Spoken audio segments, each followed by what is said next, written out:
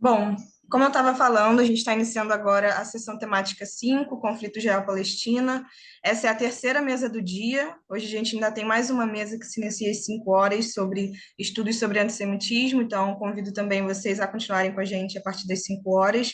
Eu sou a Carol, coordeno o núcleo acadêmico do Instituto Brasil-Israel e hoje vou auxiliar aqui na monitoria dessa mesa. Hoje, como debatedores, nós teremos o Michel Reis, ele é advogado criminalista, professor na Escola Superior Dom Helder Câmara, mestre em Ciências Penais pela UFMG e doutor em Direito pela PUC-Rio. O Gabriel Mizrahi, ele é economista, mestre em História Social pela UFRJ, doutorando em Relações Internacionais também na PUC-Rio e colaborador do IB, e hoje ele coordena um dos laboratórios do IB no campus. Bom, hoje para essa sessão temática nós teremos 3 apresentações, infelizmente o Renan não conseguiu estar conosco por conta de um compromisso de trabalho, então nós teremos 3 apresentações. Cada comunicador fará uma apresentação de 15 minutos. Seguida, Gabriel e Michel, fiquem à vontade para comentários, sugestões e questões sobre essas apresentações. E aí, quem quiser também, os ouvintes, escrever no chat alguma pergunta, sugestão ou coisa do tipo, fiquem à vontade. Ao final também tem a oportunidade de ligar o áudio para fazer uma pergunta ou sugestão também. Ao longo dessa mesa, eu vou mandar no chat o formulário de presença para aqueles que quiserem receber o certificado de ouvinte, então preencham para posteriormente receber. E, novamente, obrigado aos comunicadores Sérgio, Rafael e Fábio por se inscreverem, por estarem aqui.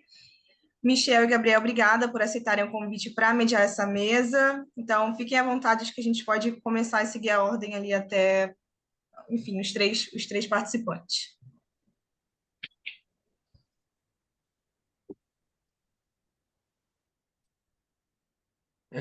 Olá, boa tarde. Para quem estava de manhã e já me viu, né? Mas está aqui de novo com outro tema interessantíssimo.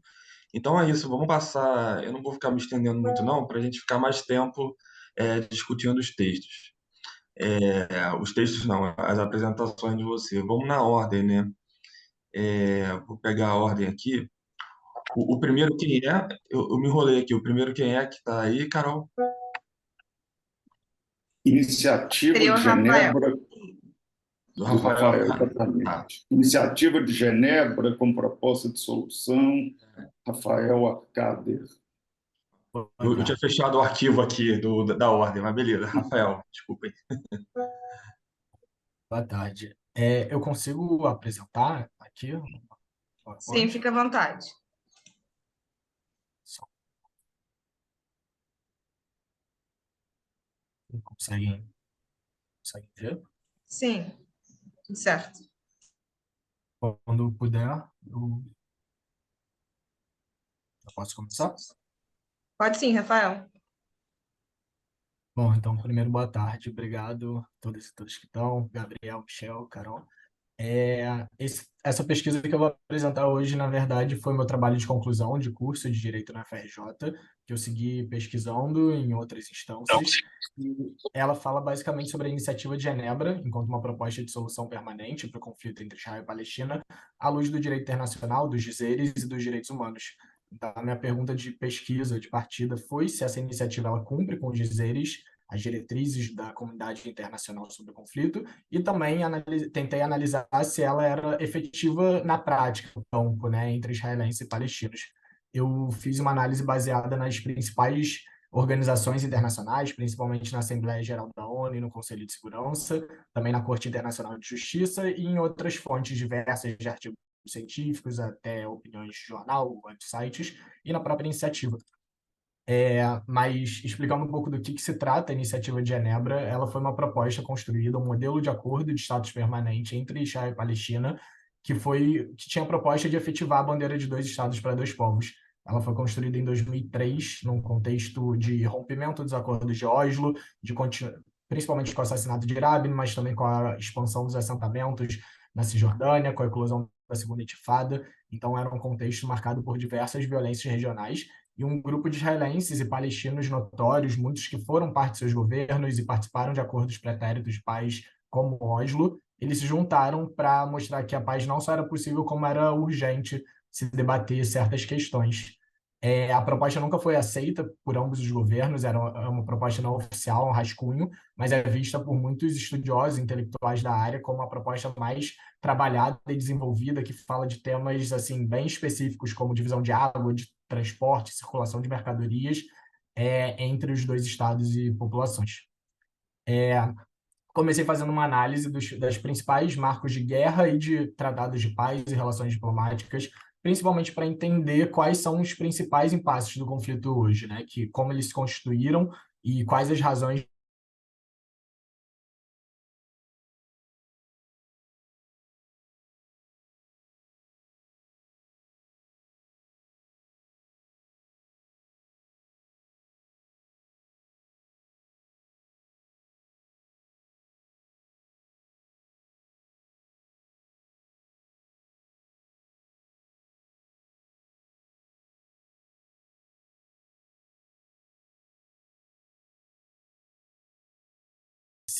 ela se divide em 6 eixos que eu analisei à luz das principais decisões de organizações da ONU e de cortes internacionais.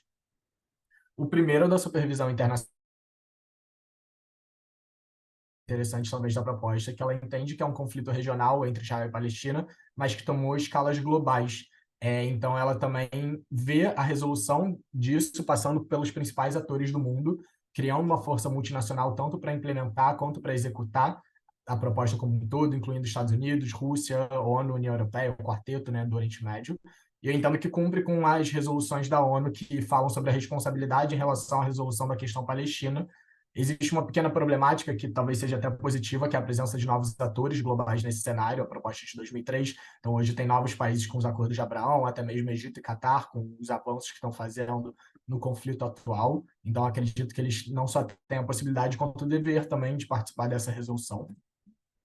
O segundo ponto, o reconhecimento mútuo, é um ponto, em teoria, mais avançado em razão dos acordos de Oslo. OLP e Israel se reconheceram mutuamente como representantes, e ela pretende aprofundar essa relação, criando o Comitê Israelo-Palestino, mudando a OLP para Estado da Palestina oficialmente e propondo intercâmbios de tecnologia, de transporte, de energia, formas que as populações possam interagir e criar uma correlação assim, de desenvolvimento regional.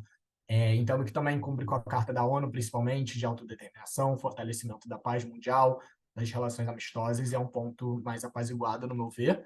Tem uma problemática, principalmente da fragmentação das lideranças palestinas. Na Cisjordânia, o Fatah, a autoridade palestina reconhece Israel, o Hamas não, apesar de hoje ter saído uma notícia que o vice-presidente, se eu não me engano, disse que poderia vir a reconhecer, mas isso é algo para futuro. Então, acredito que esse seja uma questão nesse momento. Terceiro ponto, sobre territórios, fronteiras e assentamentos. O mapa voltaria para as fronteiras interiores da 67, a famosa linha verde, com o Estado da Palestina sendo criado na Cisjordânia, Gaza e com Jerusalém Oriental como sua capital. A proposta também entende que desde 67 até 2013, então mais ainda em 2023, muitos territórios já passaram a ter uma população judaica muito maior do que em 67, e que deslocar essas populações por completo também criaria uma crise muito grande, talvez sem precedentes. Então, ele propõe a anexação de certos territórios, como o Ariel, que é um assentamento muito grande, até mesmo bairros em Jerusalém, e fazer uma troca de 1 para 1 nessa proporção de terras, fazendo uma condição justa dessas trocas e, inclusive, linkando cada vez mais nos mapas propostos a Cisjordânia e Gaza. O restante seria linkado por um corredor subterrâneo, que teria soberania palestina interna, teria administração de segurança externa israelense. Israelenses não entrariam na Palestina via esse corredor, por exemplo. E eu entendo que é uma proposta que muda um pouco, né, essa lógica tão determinista das fronteiras de 67, que talvez não seja mais possível hoje, mas cria alternativas a isso e cumpre também, desde com a partilha da Palestina, a Resolução 81, quanto às demais que estão aqui no slide do Conselho de Segurança, que falam da ilegalidade dos assentamentos, a necessidade de retorno às fronteiras de 67 também, e, enfim, considerando Jerusalém Oriental como essa parte, a própria opinião consultiva da CIJ, da Corte Internacional de Justiça, e a Convenção de Genebra, que é muito invocada, né, no caso da Cisjordânia, principalmente. Essa problemática da mudança na demografia local é algo presente, no meu ver, que cada assentamento que se constrói se afasta cada vez mais da ideia de 2 estados, mas eu entendo que ainda é possível com essas mudanças. O quarto ponto da segurança, ambas as partes se comprometem a combater todos os atos de guerra, de terrorismo e violência. Israel se retiraria da Cisjordânia em 30 meses, num período de 3 estágios, mantendo uma pequena presença no Vale do Jordão junto com essa força multinacional, enquanto a Palestina se tornaria um Estado não militarizado, pelo menos de início, com uma forte força de segurança nas funções policiais, né, no que diz respeito mais a uma segurança interna, junto também com essa força multinacional, e um comitê conjunto de segurança para ir avaliando essas propostas. Entendi também que cumpre com as principais resoluções, com o próprio Acordo de Oslo. É uma problemática que eu acho que é um exercício mais de futurologia, né? Que eu acho que a partir do 7 de outubro o conceito de segurança na região vai mudar, mas isso talvez não seja possível ainda analisar quais vão ser essas mudanças.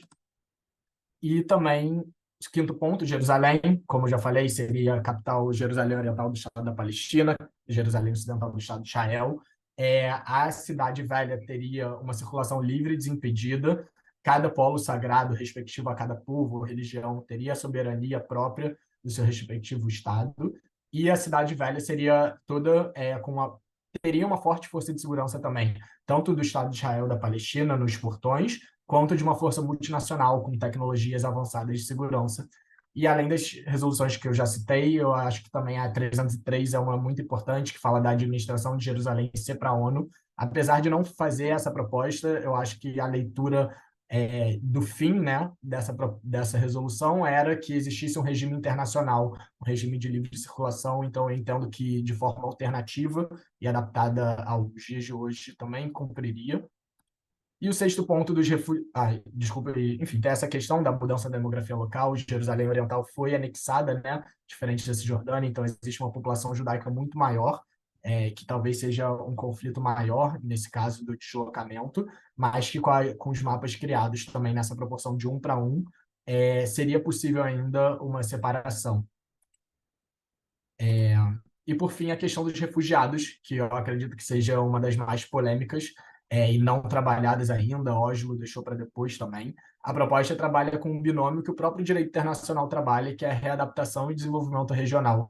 Ela entende que as pessoas... Existe uma diferença, né? A Convenção de Refugiados trabalha com o conceito de que é refugiado aquelas pessoas deslocadas, expulsas no momento, estendendo até no máximo seus familiares, enquanto existe a Agência da ONU para os Refugiados Palestinos, que é a única agência, na verdade, para um povo específico, que está espalhado em 5 localidades, que traz uma definição diferente, né? Que estende esse conceito de refúgio para toda a descendência e cria um número muito grande, até mesmo de pessoas que nunca nasceram na Palestina, mas seguem sendo refugiados. Então, isso é uma discussão grande que existe, mas a proposta trabalha com a ideia de adaptar as pessoas que já estão em outros territórios, indenizar quem tenha perdido propriedades, responsabilizar o Estado de Israel quando os casos forem cabíveis, e que esses refugiados tenham direito de retorno para o então Estado da Palestina e também para terceiros países, incluindo Israel, que aceitem receber eles de acordo com o próprio número, a critério soberano. Entendo que também cumpriu com essa resolução 94, né, na diretriz do direito internacional sobre todas as questões de refúgio que acontecem no mundo. Própria 242, a Iniciativa Árabe de Paz, que também cita a Resolução 94, e tem essa questão dessa sorte, eu diria, de contar com que o número de refugiados que os terceiros países aceitem seja o mesmo número de refugiados que desejem ir para esses países. Mas, em conclusão, eu entendo que a Iniciativa de Genebra ela cumpre com os dizeres principais do direito internacional, ela propõe uma solução efetiva para esse plano, para os principais impasses, criando 2 estados para 2 povos, que é a bandeira defendida na comunidade internacional. Existem mudanças que ocorreram no tempo que afetam a proposta, mas algo que é muito interessante da Iniciativa de Genebra e que me motivou até a pesquisar sobre ela é que ela não se limita ao campo diplomático. A Iniciativa de Genebra, desde 2003, ela saiu da mesa de negociações e foi atuar em campo. Então, ela construiu organizações e estruturas dentro da sociedade palestina e israelense, que desde 2003 trabalham na formação de opinião pública, na conscientização, na educação, formação de lideranças, de coexistência, entendendo que o direito ele tem, sim, essa função vertical, né, digamos, de criar novas ordens, de impor realidades, mas tem que adaptar e preparar as sociedades para essa transição, para essa justiça de transição, digamos. Então, que não é suficiente como Oslo ser um processo de cima para baixo, e sim que as populações também têm que ser parte desse processo. A gente pode ver que nesses gráficos de 2021, 2020, de Israel e da Palestina, aumentou muito, né? Tem um incremento do apoio a dois estados para dois povos, ou até mesmo de uma confederação nacional, digamos. Sei que também agora com o 7 de outubro os lados se radicalizam, muitas pessoas se afastam dessa proposta, mas também pode ser visto como uma janela política, assim como já foi em outros momentos de guerra, onde tratados foram assinados a posterior, ou até mesmo movimentos sociais para a paz surgiram. Então, bom, basicamente isso é uma pesquisa ainda em aberto. A própria iniciativa ela se atualiza diariamente, ela muda propostas. E agradecer pelo espaço. Terminei aqui. Vou parar de compartilhar. É, muito obrigado, Rafael. Muito interessante a sua apresentação. Vamos agora para o Fábio Silva, violação dos direitos humanos no conflito israelense-palestino.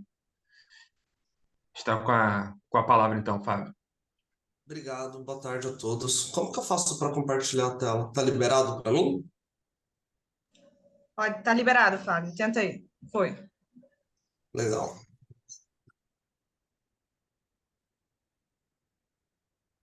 Só um momento, por favor, que eu vou fazer uns ajustes aqui. Pronto. O depósito inicial que eu tinha feito da proposta utilizava o título de Obsesse, mas como esse trabalho é muito embrionário, ele está em construção ainda, ele... Aparece para vocês a tela que eu estou compartilhando? Sim. Legal. Então, como é um trabalho muito embrionário ainda, e está passando por um processo de construção, o próprio primeiro título já foi alterado no decorrer dessa semana, né? Eu vou contar muito com a paciência de vocês, porque é um tema inaugural que eu estou trazendo. A ideia é que seja um capítulo da minha monografia do mestrado da PUC, mestrado em Direitos Humanos. Então, o termo se chama Obsessos, né, desse capítulo, que é a respeito da minha monografia, que se chama Violação dos Direitos Humanos no conflito israelense-palestino. E a ideia é fazer o desmantelamento da tese de apartheid. Então, como eu ainda estou no primeiro semestre do mestrado, daqui até mais 3 semestres, esse processo vai se modificar bastante, e aí eu espero que numa próxima oportunidade eu possa trazer novos resultados para poder apresentar num futuro simpósio do IB. Todas as imagens que eu utilizei dentro dessa apresentação são fotos que são de minha autoria, que eu tirei enquanto eu estava numa pesquisa de campo do IB lá em Israel e na Palestina. Aproveito a oportunidade para cumprimentar o meu amigo Sérgio, que vai se apresentar depois de mim aqui, que eu conheci lá em Israel e estava junto lá comigo. Dentro dessa apresentação, nós vamos abordar 4 frentes que teria o objetivo com a problemática e as definições, a metodologia que eu uso, que é a teoria dos sistemas do Niklas Luhmann, o resultado da análise do que é o apartheid contra, né, versus obsessos, e a conclusão a respeito da nova definição para esse fenômeno. O conflito israelense-palestino, ele carrega consigo muitos subfenômenos, entre ele o equivocado uso do termo apartheid para definir uma suposta política de Estado que segregaria israelenses e palestinos. Ao analisar o processo empírico que criou esse termo, foi possível constatar que existe uma diferença que é inconciliável entre o que ocorre em território israelense e o que ocorria na África do Sul. Ambos os sistemas, eles possuem as suas particularidades, eles não dialogam entre si. E esse trabalho, ele busca não apenas demonstrar os equívocos e diferenças entre eles, mas também vem contribuir com uma análise acadêmica que define de forma correta tal fenômeno, ao qual foi cunhado o termo obsessos. Para direcionar esse trabalho, a sua estrutura ela foi estabelecida sob a égide da teoria dos sistemas de Niklas Luhmann, devido à complexidade a qual apetece as nuances que envolvem o conflito, por entendermos que não é possível buscar respostas simples para um problema tão estruturalmente profundo e contraditório. Dentro dos objetivos desse estudo, nós vamos fazer uma definição do que é o apartheid dentro de uma lógica de decantação, onde a gente traz o problema e as lógicas que são apresentadas para ele através dessa decantação ocorre com os palestinos, Então é feita uma decantação do fenômeno palestino e depois eu vou apresentar para vocês uma comparação entre o que é o apartheid e o fenômeno palestino, e depois eu vou apresentar para vocês, então, qual seria o fenômeno que foi identificado, com uma definição mais adequada do que seria esse seu fenômeno e um reconhecimento sistêmico dele. E aí a pergunta que vem é, o que é o apartheid? O apartheid, então, ele se refere a um sistema de segregação racial institucionalizado que foi implementado na África do Sul, entre os anos de 48 e 1994. Esse regime político discriminatório ele foi opressivo e foi baseado na ideia de que diferentes grupos étnicos deveriam ser mantidos separados e que certos grupos, principalmente os brancos, deveriam ter a supremacia entre os outros. E aqui estão alguns dos principais tópicos que definem o que é o apartheid. Na segregação racial, o apartheid envolvia a segregação rigorosa e legalizada das diferentes raças de grupos étnicos. As leis eram criadas para manter separadas as comunidades branca, negra, mestiça e indígena. Nas leis discriminatórias, uma série de leis discriminatórias foram promulgadas para reforçar a segregação racial. Entre essas leis estava o Group Areas Act, que designava áreas específicas para grupos raciais específicos, e o Population Resistance Act, que classificava as pessoas de acordo com a sua raça. Na supremacia branca, o apartheid era baseado na ideia de que os brancos, que representavam uma minoria da população, deveriam ter o controle político, econômico e social sobre a nação. Isso resultou em privilégios significativos para os brancos em detrimento das outras comunidades. Na restrição de movimentos, as leis de apartheid impuseram restrições significativas à liberdade de movimento dos não-brancos. Isso incluía a necessidade de autorização para residir e trabalhar em determinadas áreas. Com a educação separada, o sistema educacional foi segregado com escolas separadas para diferentes grupos raciais.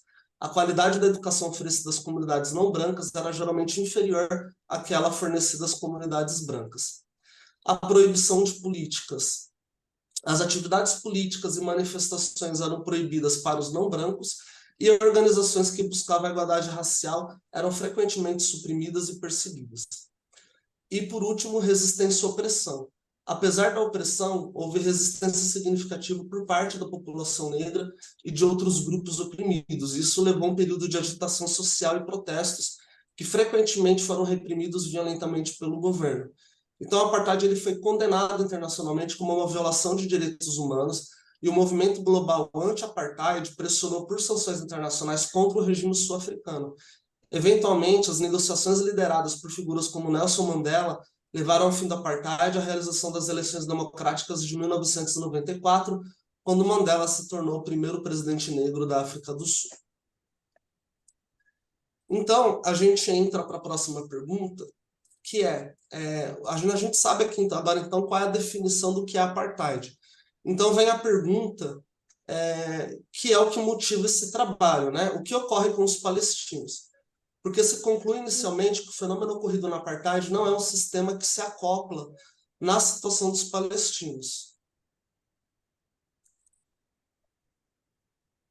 No sistema obsessos, que eu vou explicar posteriormente aqui o que seria o termo, nós temos aqui algumas definições para poder parametrizar. Queria só abrir um parênteses aqui para vocês, é que esses tópicos iniciais que eu trouxe são parâmetros para a gente poder abrir um diálogo. Então, não são definições únicas, e nenhuma dessas definições que eu estou trazendo, ela esgota todos os problemas que são apresentados em referência a essa questão do conflito e em relação à opressão que o povo palestino sofre. Então, como eu tinha mencionado lá no início, com o andar da minha pesquisa, tende a evoluir esses tópicos que eu estou apresentando para você. A muralha ela começou a ser construída no ano de 2002, durante o governo do primeiro-ministro israelense Ariel Sharon, para evitar a infiltração de terroristas suicidas palestinos em Israel. A iniciativa recebeu críticas da comunidade internacional, que considera o muro como um símbolo de segregação. A construção de um muro é direito de qualquer país para delimitar as suas fronteiras. O problema do muro israelense é que ele avança vários quilômetros dentro do território palestino na Cisjordânia. Depois nós temos tribunal militar. Aos palestinos é aplicada a lei marcial e os regulamentos ditados por um departamento do Ministério da Defesa, e estão sujeitos aos tribunais militares da Judéia e Samara, denominação bíblica cunhada em Israel para o território da Cisjordânia. Esses órgãos executivos e judiciais também são regidos por regras herdadas de antigos poderes coloniais ou administradores. Há leis otomanas ainda em vigor, como, por exemplo, para confiscar terra palestina aparentemente que não foi cultivada. E também as britânicas, para praticar as detenções administrativas sem apresentar acusações por tempo indefinido, e que agora afetam cerca de 440 prisioneiros, e até mesmo as leis jordanianas, as da administração presentes até o ano de 67, quando Israel ocupou os territórios palestinos depois da Guerra dos 6 Dias. Os palestinos submetidos aos processos criminais sobre a ocupação têm uma taxa de declaração de 99,74%, de acordo com o relatório anual dos tribunais militares israelenses de 2001.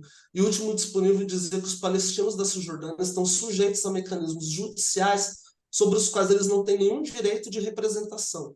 Aponta o documento confidencial europeu do qual estou embasando esse estudo. Já que os militares israelenses são uma entidade externa que responde apenas ao governo estrangeiro. Em junho do ano passado, cerca de 6.000 palestinos, 350 deles menores de idade, foram internados em prisões localizadas em território israelense como prisioneiros de segurança, assim chamados por se tratarem de casos de violência de origem nacionalista. No tópico de cidadania árabe-israelense, eu trago aqui que os árabes israelenses ou árabes israelitas, também conhecidos como israelenses israelitas árabes, ou oficialmente como cidadãos árabes de Israel, eles são árabes ou povos falantes de árabe que possuem nacionalidade israelense e que não são judeus. Os cidadãos árabes compõem hoje cerca de 20% da população de Israel.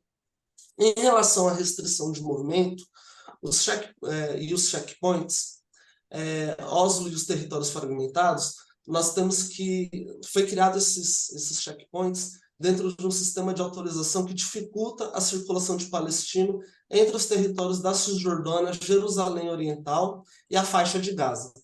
Os entraves burocráticos eles se somam aos físicos. A contagem da OSAGA, Organização das Nações Unidas para a Coordenação de Assuntos Humanitários, feitos em 2014, indica um total de 490 obstáculos dispostos em toda a Cisjordânia. Esse número não inclui terminais da linha verde, ou que é da Taiba, Quialitira e Norte, ou 300 da Quilahandia. Os obstáculos podem ser checkpoints parciais, que têm estrutura física construída e soldados presentes ocasionalmente. Esses checkpoints, onde há sempre soldados checando a documentação quando julga necessário, cancelas que fecham as entradas das vilas e bloqueios de estradas feitos de blocos de concreto. Cercas que protegem estradas exclusivas e assentamentos e montes de terra que fecham o acesso das vias palestinas e as entradas. Nós temos também o tópico da autonomia catedrática, onde os árabes eles podem administrar em comunidade escolas que têm um estudo focado para o seu segmento da sua faixa populacional. Uma parte dos árabes hoje, eles escolhem matricular os seus filhos em escolas que são administradas por comunidades judaicas. E por que é que eles fazem esse tipo de escolha? Porque essas escolas elas recebem mais recursos. Então, há, portanto, uma disparidade entre os recursos governamentais que são aplicados para a população árabe e para a população judaica israelense. Não existe a proibição de um segmento frequentar a escola de outro.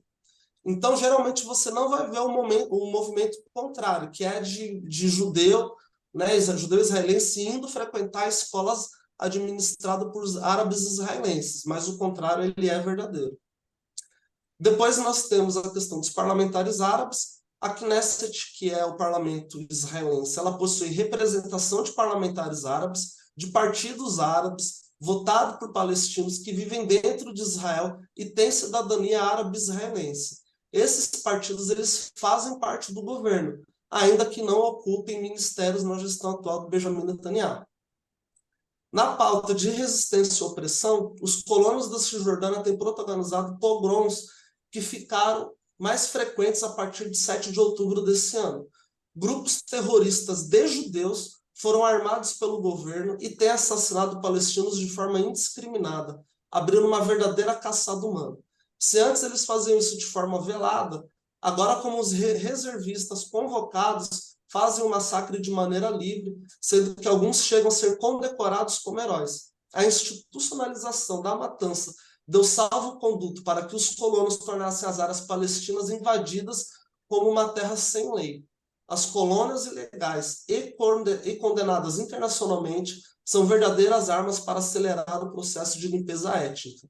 As retaliações vindas do lado israelense já estão sendo chamadas de nova Nakba. Então, essa apresentação dessa parte que eu fiz era a comparação da análise técnica que eu tive do que é que acontece com os palestinos.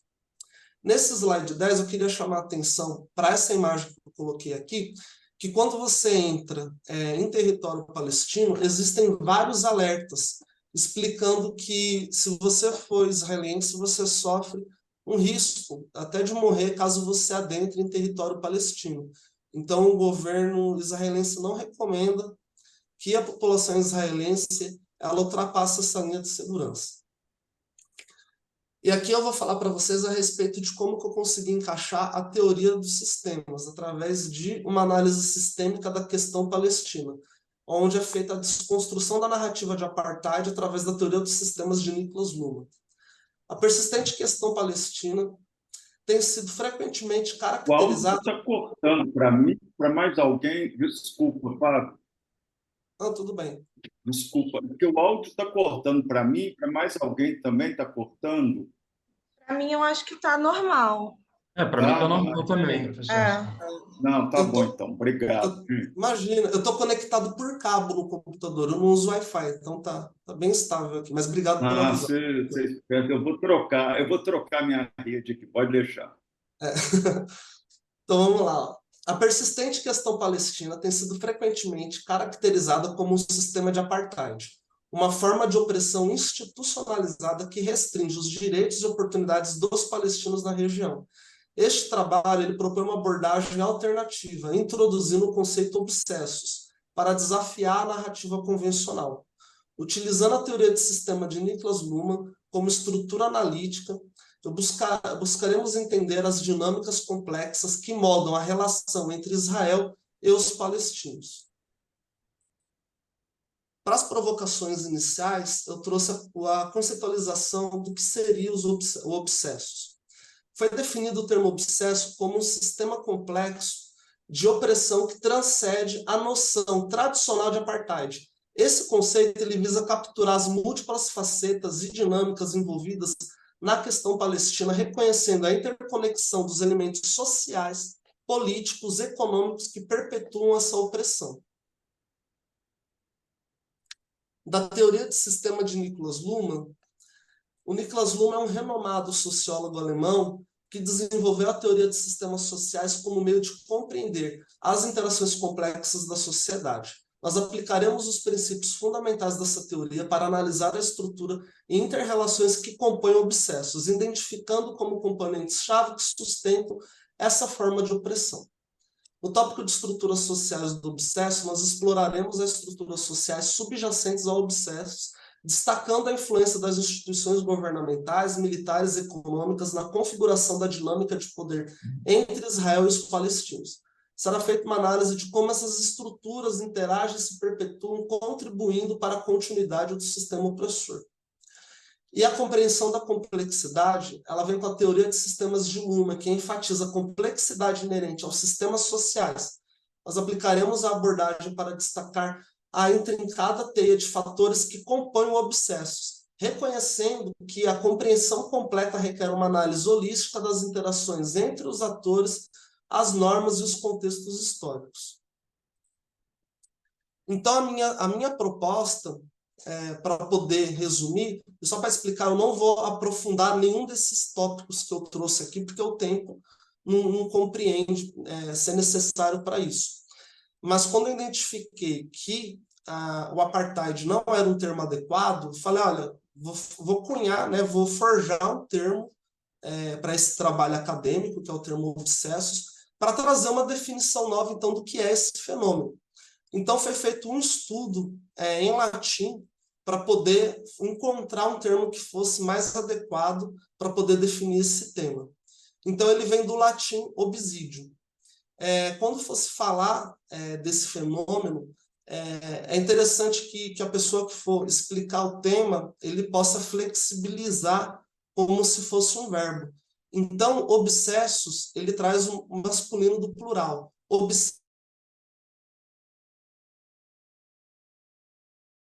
E feminino no plural. O verbo, ele vem de obsídio, ere, que é cercar e sitiar. Como ele é formado por ob mais ceder, sentar-se à frente, de um povo cercado por um adversário, que eram os obsessos, estariam cercados ou sitiados. Para o pensamento kardecista, há o obsessor, que é aquele ser desencarnado responsável por sitiar um vivo no plano terreno.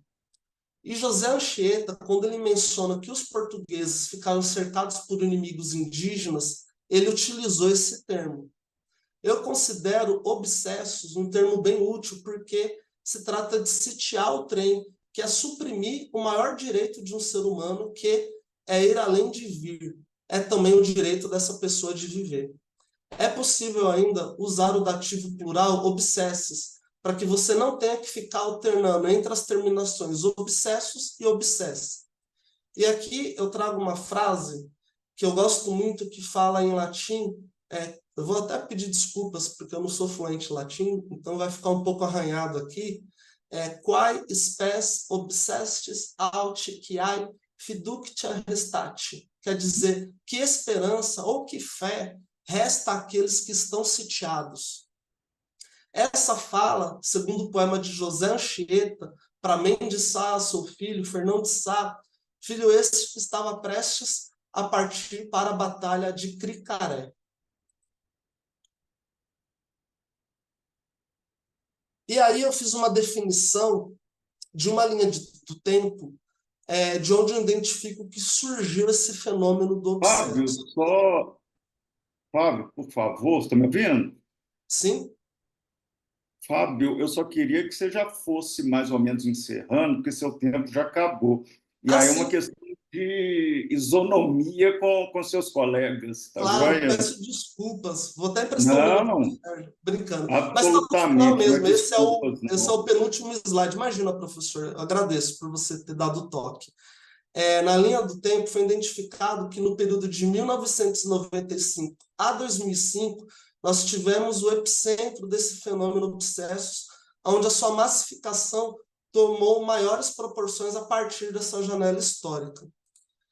E aí, aqui eu trago o resultado do comparativo, eu vou disponibilizar para os colegas aqui esse material da apresentação, mais o texto que eu usei de apoio, para que vocês possam fazer uma análise um pouco mais profunda, onde eu faço um quadro comparativo, onde demonstra que não existe acoplamento entre os sistemas de apartheid versus o sistema obsessos. E aqui na conclusão, ao utilizar a teoria de sistemas de Niklas Luhmann como uma lente analítica, esse artigo procura desconstruir a narrativa do apartheid na questão palestina, introduzindo o conceito obsessos como um sistema mais abrangente de opressão. Ao compreender as dinâmicas complexas envolvidas, podemos avançar em direção a soluções mais holísticas e eficazes para promover a justiça e a equidade na região. Dentro desse documento, coloquei aqui a referência bibliográfica, que ocupa 3 slides, é uma vasta referência bibliográfica dos estudos que eu estou fazendo para poder embasar essa teoria. E tem as minhas redes sociais, para quem quiser me seguir ou entrar em contato comigo. Agradeço muito a oportunidade, ao IBNU Campus e a todos vocês aqui, para que eu pudesse fazer essa minha apresentação. Peço desculpa por ter estourado aqui um pouquinho os minutos do prazo e agradeço. Uma boa tarde a todos. Boa tarde, Fábio. Muito boa sua apresentação. Infelizmente, a gente não pode ficar ouvindo mais você nem ninguém falando, porque é isso, né? Temos muitas apresentações, muitos trabalhos, né? Vamos para o próximo logo.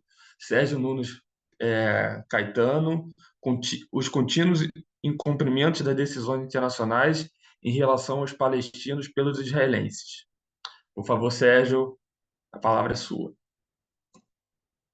Boa tarde, agradeço muito ao IB pela oportunidade. Eu vejo alguns rostos conhecidos aqui, o Fábio Tzrak, o Gabriel Mizrahi, que coordenou o grupo de pesquisa do conflito Palestina-Israel, a Carol, que participou comigo também no UniEG, lá na FRJ.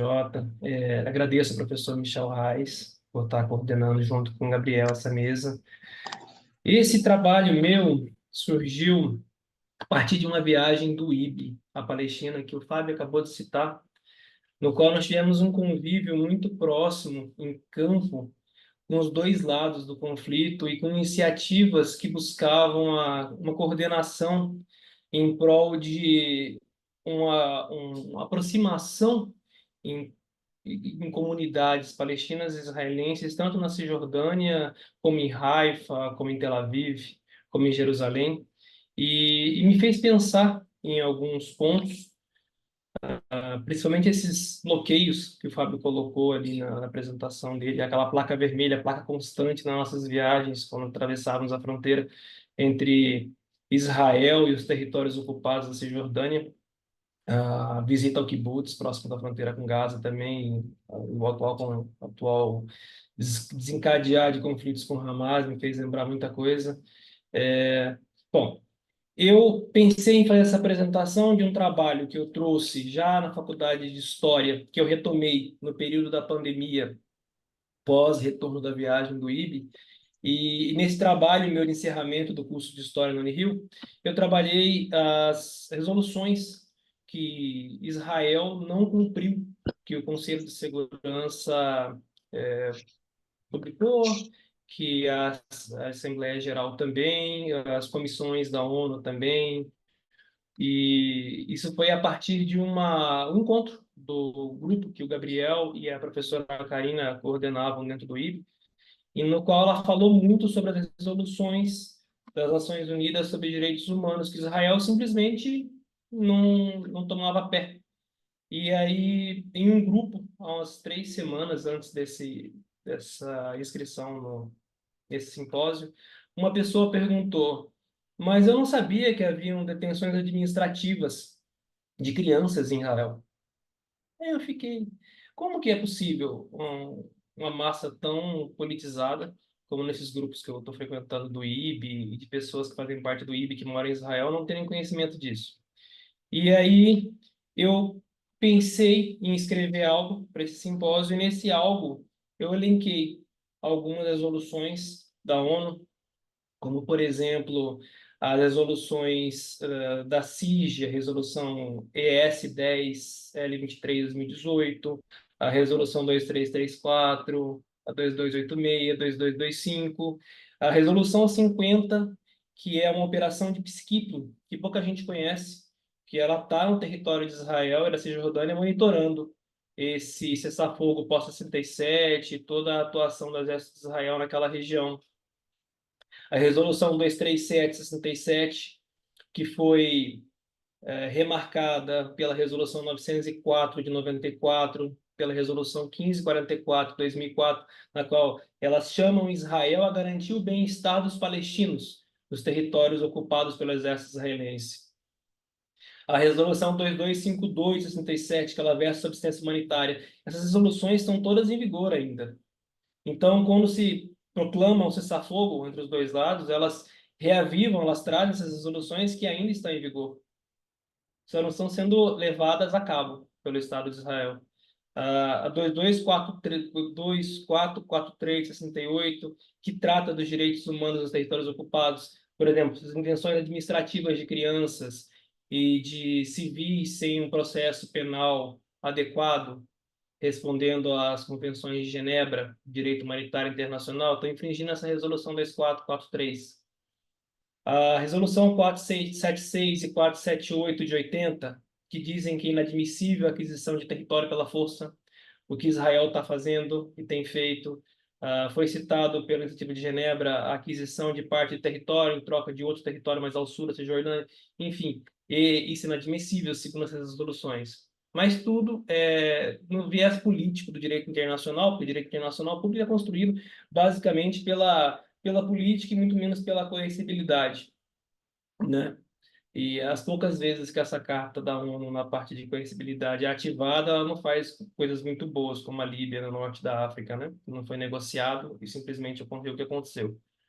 Aí também pesquisei o mapa do caminho, que era uma carta de 7 de maio de 2003, que também está colocada de lado pelo governo do Likud, a Conferência de Anápolis, que é a Resolução 1850 de 2008, que traz no bojo a 242, a qual ignora a existência de palestinos como termo no texto final da resolução. Isso é uma coisa importante, porque se trata de uma resolução do conflito Palestina e Israel, ela tem que trazer no mínimo a existência de palestinos nessa área e a discussão, a mesma.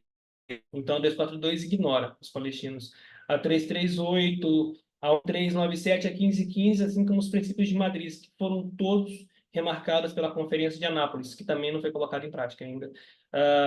Pesquisei também algo citado pela Karine Ronaldo, o Muro da Vergonha, que é o muro de divisão que o Fábio citou na apresentação dele, que foi condenado pela CIG na resolução 10/14, de 9 de julho de 2014.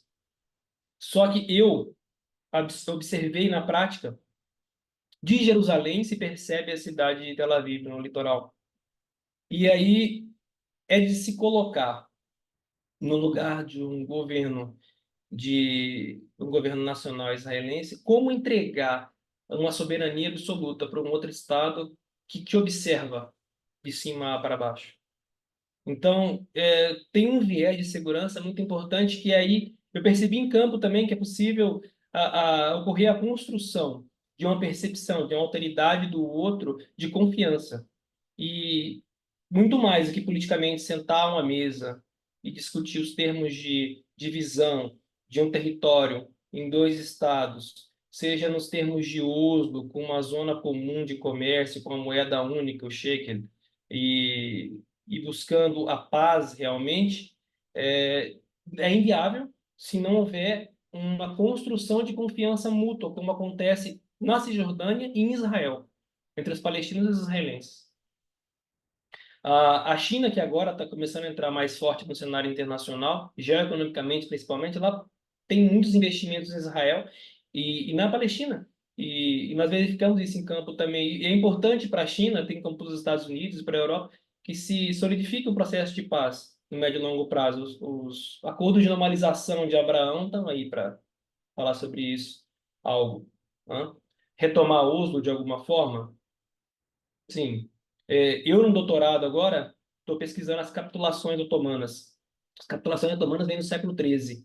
Como eu estou pesquisando como que essas capitulações, elas de alguma forma, após um período de normalização e internalização de leis ocidentais dentro do Império Otomano, provocaram o surgimento dos nacionalismos árabes no esfacelamento do Império Otomano e os atuais conflitos esses territórios.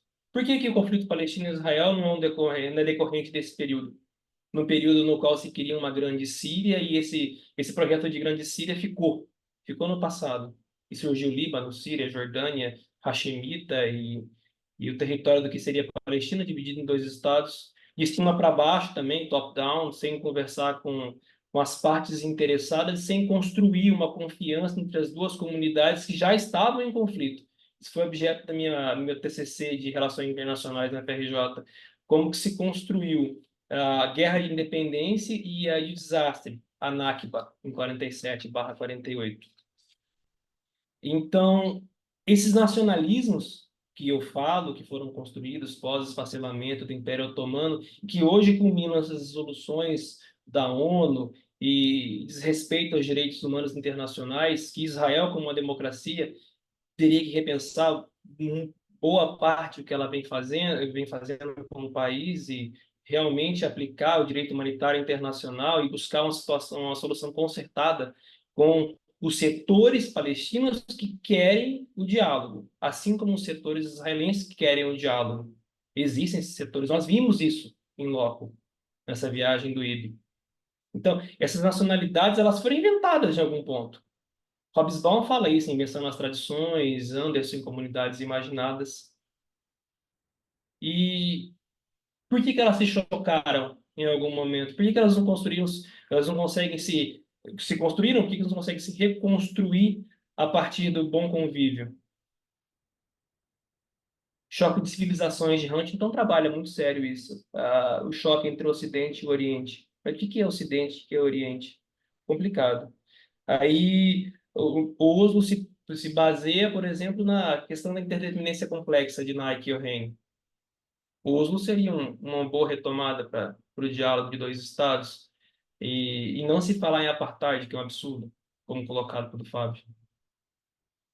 E aí, no trabalho que eu fiz, esse trabalho de conclusão de curso, que abarcou essa pesquisa na qual eu escrevi esses termos, eu trouxe ainda literatura especializada dentro tanto acadêmica como ficcional, dos palestinos e dos israelenses, com algumas referências que o professor Michel, que foi meu orientador, assim como o professor Flávio Limonsik, traziam em aulas, como o poema, o livro Eu Vi Ramallah, de Barghouti, que ele trata do exilado olhando para a terra de origem, para a vila de origem dele assim.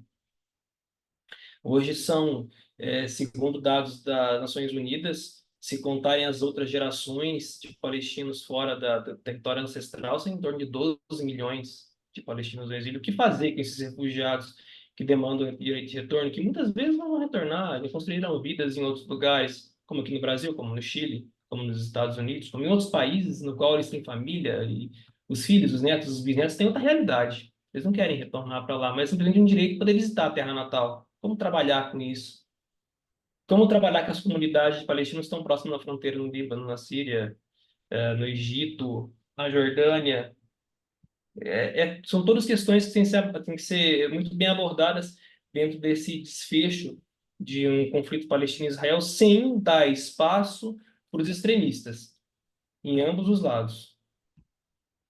Acomodar os moderados nesse processo.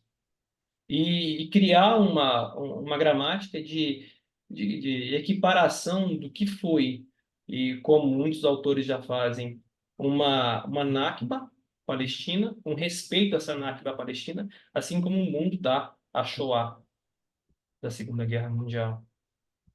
Nesse processo que foi construído, eu reputo internamente hoje, pós-47, pós-48, mas até que ponto que esse conflito Palestina-Israel também não foi produzido por um Sykes-Picot, por potências ocidentais que são externas à região e estão procurando nessa região um ponto de influência geopolítica e geoeconômica como a China e os Estados Unidos.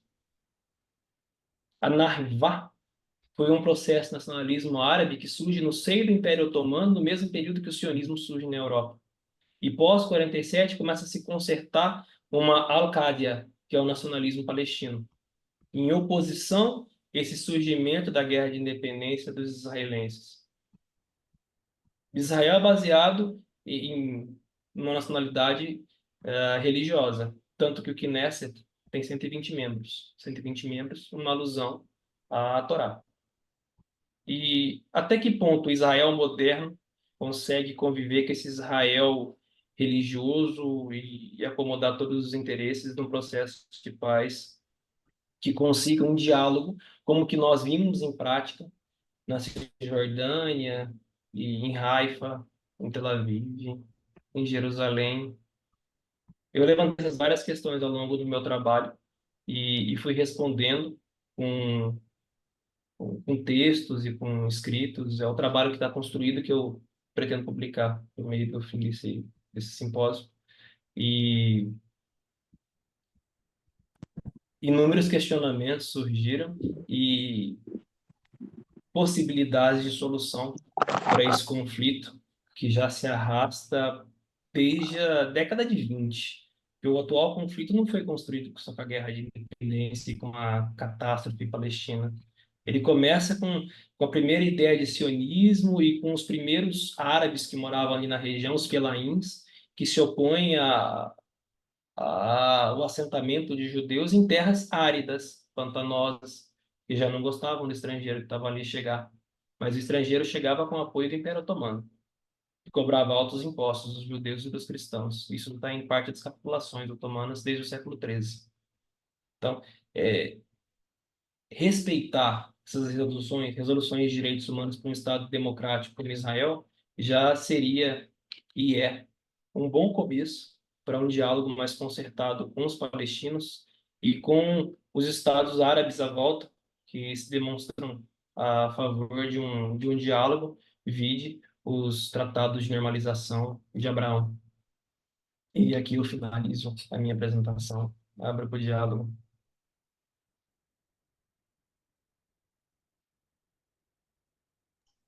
Valeu. Vai, Michel, fala. Não, tá ótimo.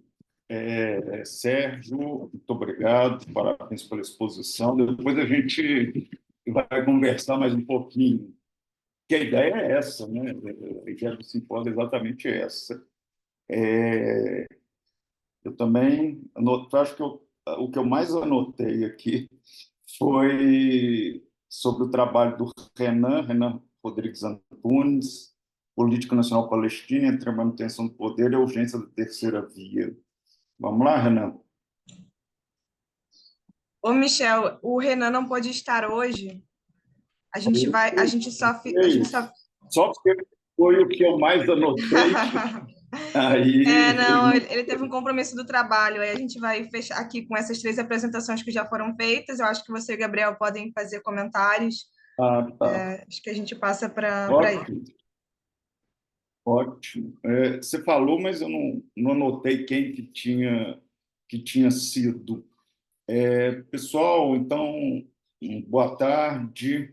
Eu vou começar agradecendo o IB, na pessoa da Carol, pelo convite. A gente teve um evento recente e agora eu voltei a ser convidado, então eu estou ficando bem acostumado e são sempre, pelo menos nesses que eu participei, e eu acompanho muito vocês pelas redes, e é sempre de uma qualidade impressionante. Então, o que a gente viu aqui hoje, aliás. Então, parabéns, parabéns, parabéns, e continuem fazendo esse belo trabalho, tá? Gabriel, nós vamos conversar agora, mas é um prazer. Pelo que eu entendi, você é meu colega, quase da mesma época de doutorado na PUC-Rio, não é isso? Bom, a minha experiência foi muito boa, espero que a sua também seja. Eu tenho saudades, mas eu sou de Belo Horizonte, viu, pessoal? Estou em Belo Horizonte, sou daqui, mas fiz algumas aventuras acadêmicas no Rio de Janeiro. Eu achei muito interessantes os textos, porque, fazer uma confissão aqui, a minha construção acadêmica está longe, num primeiro momento, a minha construção acadêmica está longe de passar por essas questões que aqui hoje foram abordadas, porque a minha formação acadêmica inicial foi em direito, especificamente direito penal, crime, que não tem nada a ver com isso aqui. Mas aí eu resolvi escrever sobre direito penal internacional, Tribunal Penal Internacional, Sérgio, e aí eu tive que estudar direito internacional até não poder mais, muito mais do que eu achava que eu tinha que estudar, porque eu achava que, cá entre nós, que o Tribunal Penal Internacional era muito mais penal e um pouquinho internacional, e eu vi que ele é muito internacional e só um pouquinho penal. E estudando, percebendo que o tribunal era muito mais internacional, eu tive que mergulhar no direito internacional, que é uma coisa que eu ainda não tinha feito. E, enfim, toda uma discussão na época da graduação na faculdade, em cima disso, baseado em professores, que eu vou entrar nessa discussão depois. Mas, por isso, eu vou ficar à vontade para fazer considerações aqui com relação aos 4 trabalhos, 3, perdendo a conta aqui, 1, 2, 3 trabalhos que foram apresentados. Vou deixar o Gabriel falar um pouquinho, depois a gente entra nas discussões propriamente ditas do que vocês apresentaram, tá bom? Mas eu já adianto, parabéns, e vai ser muito bacana conversar e aprofundar um pouco mais essas questões. Bem, para eu falar então, enfim, eu acho que eu sou todo mundo aqui me conhece, né? Pelo menos os três debatedores me conhecem. Eu já estou aqui na minha segunda mesa, enfim, já faço parte do IB há bastante tempo. Estou feliz de participar dessa mesa. Eu fiz algumas anotações aqui sobre o trabalho de cada um de vocês, um trabalho bastante interessante, né? Muitas vezes puxado mais para o direito, né? Mas enfim, eu vou falar um pouco, mas não de uma maneira de julgamento ou de dar nota, não, mas dá para ver que são trabalhos que têm muito potencial a ser desenvolvidos, né? Não são trabalhos prontos, e aí eu vou fazer provocações, não porque eu não gostei, mas justamente porque eu gostei e porque a gente vai levar isso para o futuro e para ajudar vocês, talvez, a encontrar algum caminho, né? E, enfim, vou falar de um por um agora, né? Eu não sei se o Michel fala depois de mim ou vocês respondem e depois o Michel fala. A gente vê depois isso. Mas, enfim. É, primeiro, deixa eu ver aqui. O Michel quer falar? Não. Não? Ah, não, tá. Você ligou o microfone. Rafael, né? O que eu estava pensando, para ser sincero, eu já tinha visto uma coisa sobre essa iniciativa de Genebra, mas eu conhecia um pouco meio superficial, então aprendi, né? Foi bastante esclarecedor, né? Como exposição, né? E aí a pergunta que ficou batendo na minha cabeça durante é, a sua apresentação é o que o contexto, não só interno de Israel-Palestina, mas mundial, mudou muito desde então, né? Você está falando de 2003. 2003, a gente estava no contexto de segunda intifada, né? Aquele ápice da violência, mas a gente ainda estava no mundo, né? Um pouco no pós 11 de setembro, né? Ou aquele contexto de guerra ao terror e a intifada, mas a gente ainda não tinha um colapso, de alguma maneira, do que a gente chama, pelo menos, de democracias representativas, né? Você tem, principalmente nas regiões do Ocidente, o que a gente chama de nova extrema-direita ainda não está nesse contexto. E aí a gente está falando disso não só no caso israelense com o Netanyahu vai chegar, só que quando ele chega no poder depois da segunda intifada, ele ainda não é um cara que dá para falar de extrema-direita. Na realidade, eu acho que até hoje ele não é exatamente um cara de extrema-direita, mas ele é muito pragmático, né? Então, se pragmaticamente você tem mais poder se você se aliar à extrema-direita, ele vai se aliar à extrema-direita, né? Eu acho que tem um pouco disso também. Mas, de alguma maneira, o ethos nacional israelense mudou muito, né? E mudou no sentido de é, talvez, eu não sei se você concorda comigo, também eu faço como uma pergunta, talvez o que a gente chama de ethos nacional sionista, né, mesmo que, e aí eu estou falando sionista, não só o sionista hegemônico do início da criação de Israel, mas o próprio sionismo revisionista que vem com Rabin depois, né, e com a ascensão do Likud, ele vai começar a ser quase que substituído por um eto quase anti-sionista, de produção, de um pouco de destruição de Israel enquanto um Estado moderno, né? E aí moderno eu coloco numa situação bem ampla assim, para a criação do que o Michel chama de Israel imaginário, mas é quase como Israel imaginário dentro da própria Israel, né? Por que eu estou falando isso? Porque, principalmente a partir de alguma, por exemplo, aquela coisa da lei, a lei judaica, tal, dentro de Israel, é, na questão de você não coloca mais a criação de cidadania como um princípio básico, basilar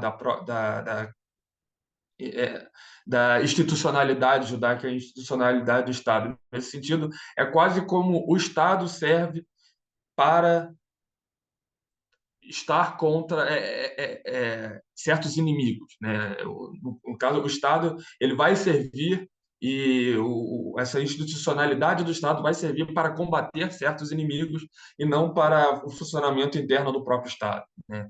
E como você acha que você diz que essa iniciativa de Genebra ainda vai mudando as coisas, vai mudando, é, vai a campo. Como, nesse contexto, você acha que pode sobreviver essa iniciativa, que eu acho muito interessante, né? Mas nesse contexto da sociedade israelense, como isso vai sobreviver ao longo do tempo, né? Eu queria ouvir um pouco isso de você. Do Fábio, eu achei as anotações que eu fiz aqui.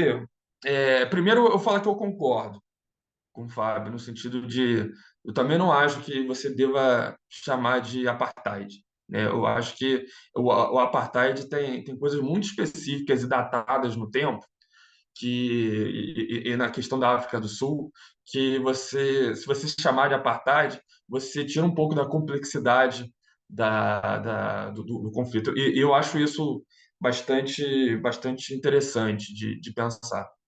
Mas, ao mesmo tempo, o apartheid, a utilização do apartheid, muitas vezes é muito mais política do que acadêmica, né? A apartheid entrou um pouco na questão do, enfim, ou com outras palavras como genocídio, outras palavras como o próprio fascismo, né?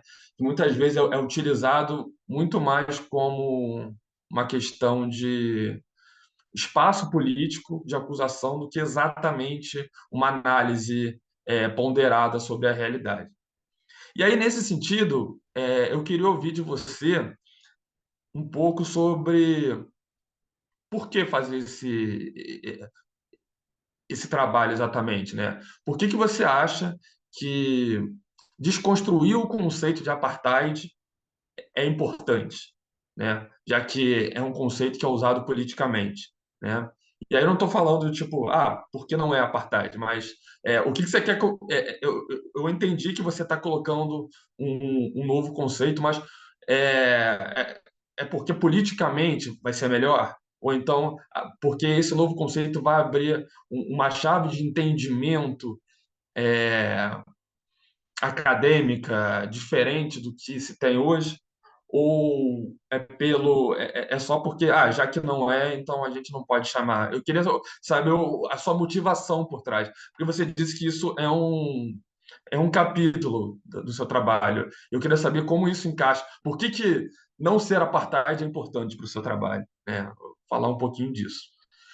E para o Sérgio, é, eu gosto muito desse tema da violação dos direitos humanos, e eu fiquei lembrando de um livro que talvez você tenha lido, da Ayn Rand, chamado A Invenção dos Direitos Humanos, né?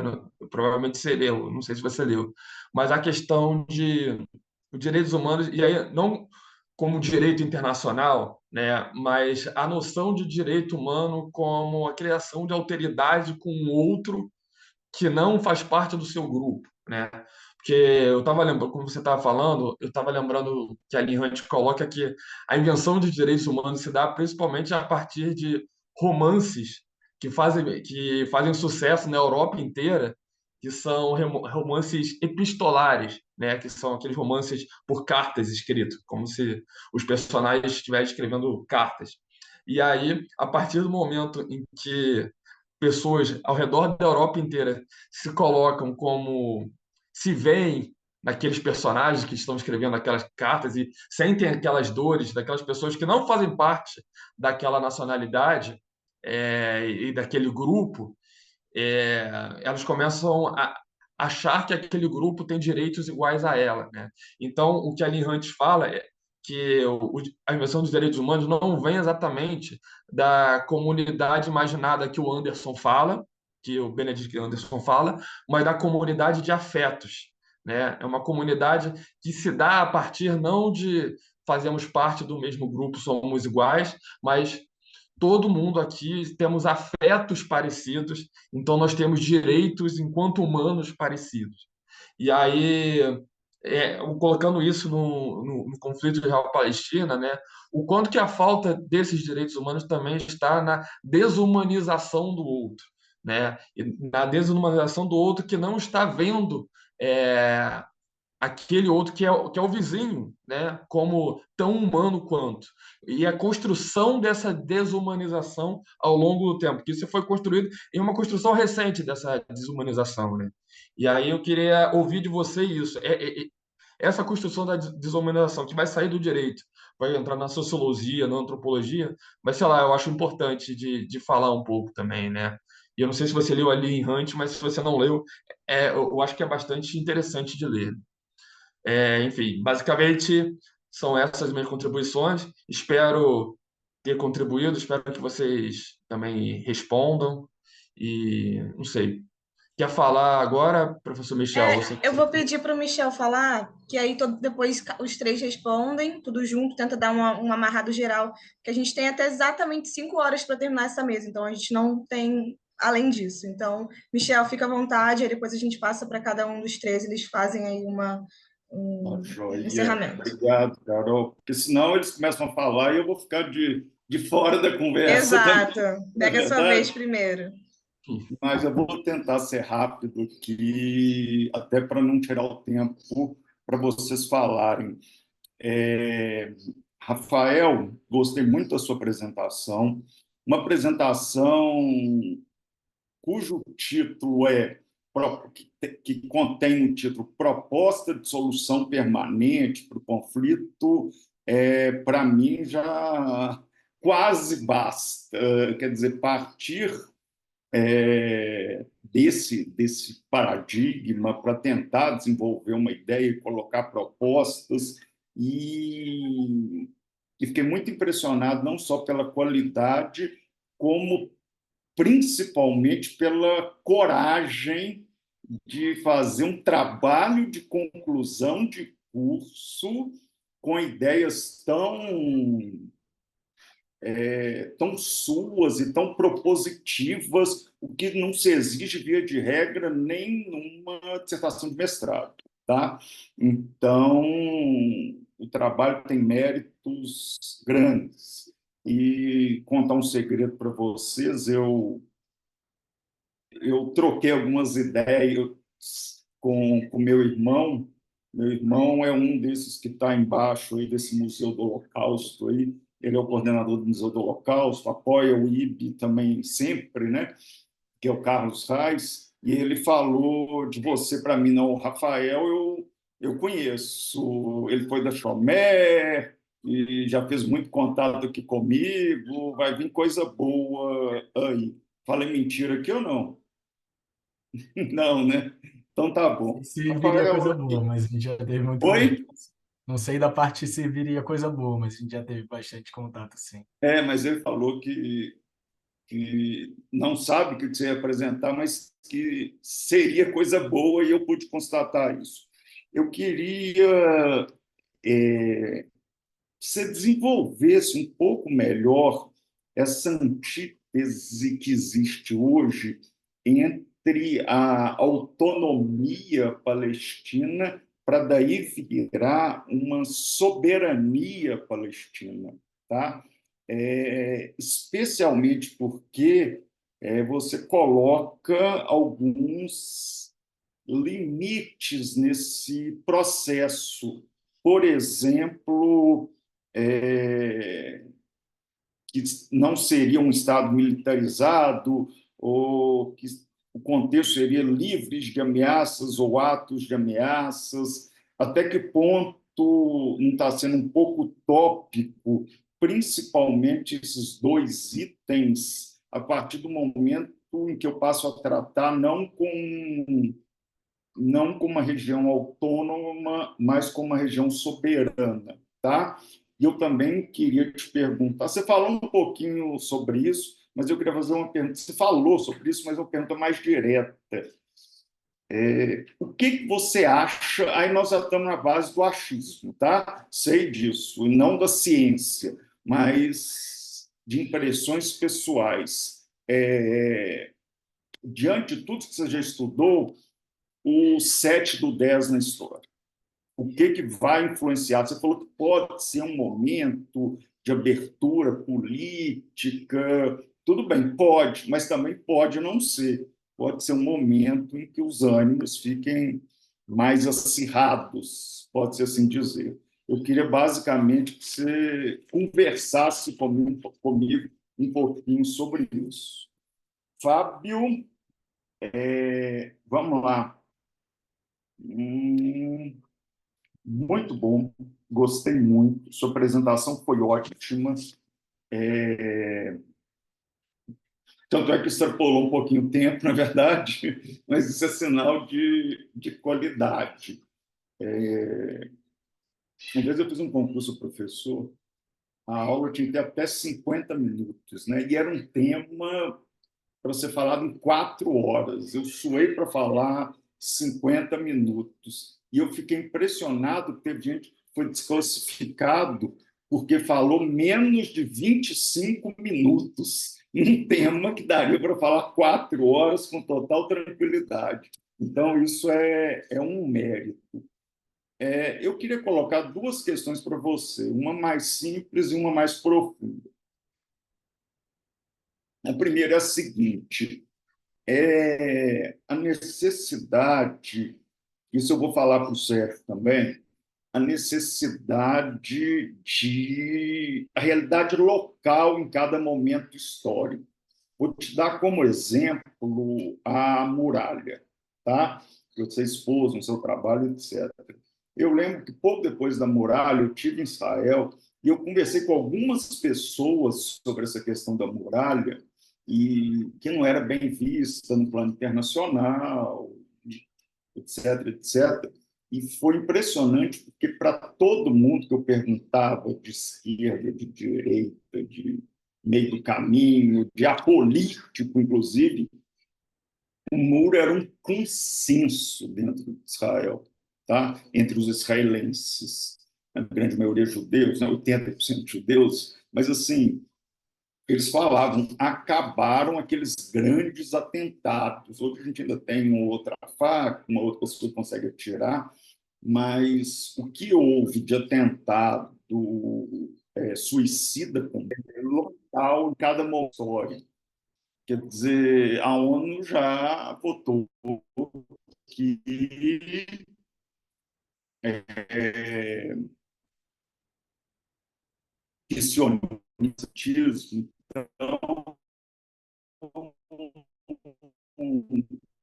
quer dizer, são certos que considera a realidade local em cada momento histórico. E uma segunda pergunta é a seguinte: mencionou, e sua pesquisa é essa, e parabéns por isso, N, N situações de descumprimentos de decisões internacionais. Agora, qual a consequência ou eficácia disso? Vou fazer uma comparação aqui com o meu direito penal. Estou até acabando de escrever um texto sobre isso, espero que acabe hoje. Mas, por mim, a gente segue, viu, Carol? O direito penal, eu falo que ele é muito ilusório, porque todo mundo acha que cria um crime ou aumenta a pena de um crime já existente, e isso vai diminuir o índice de criminalidade, que é uma grande ilusão. Muitas vezes, crimes precisam ser criados, penas precisam ser levadas, sim, até por uma questão de proporcionalidade, mas, de novo, o direito penal não é pode no final do arco-íris, como eu costumo dizer para os meus alunos. Então, o direito penal, a importância que teve, muitas vezes ele tem um caráter puramente simbólico. É crime, a pena é alta, é crime hediondo, não tem pena alternativa. Mas, na prática, a gente continua com esses índices de criminalidade altíssimos. Até que ponto é pertinente que a ONU fique puramente jogando resoluções ao invés de pensar numa iniciativa mais concreta como o,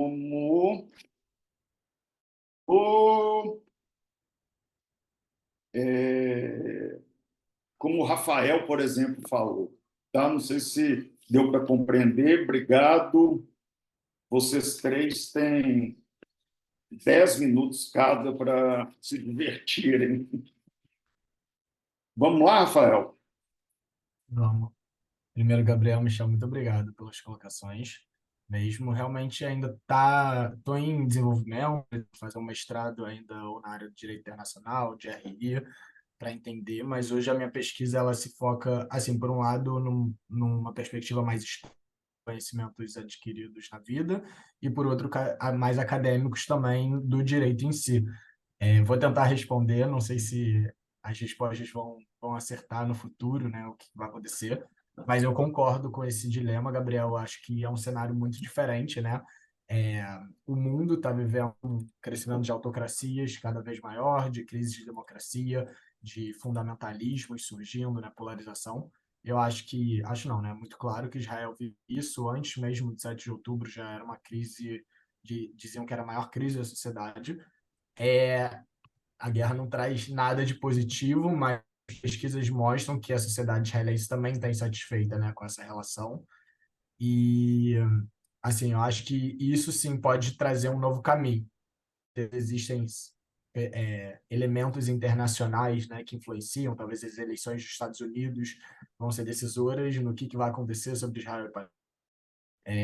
Talvez a própria posição da Arábia Saudita e de outros países que vão se aliar a partir disso, né, do dia pós-guerra em Gaza, por exemplo, acho que tem muitos fatores, mas assim, eu acho que exatamente por isso que eu sigo entendendo que a solução de dois estados ela é a única possível nesse momento.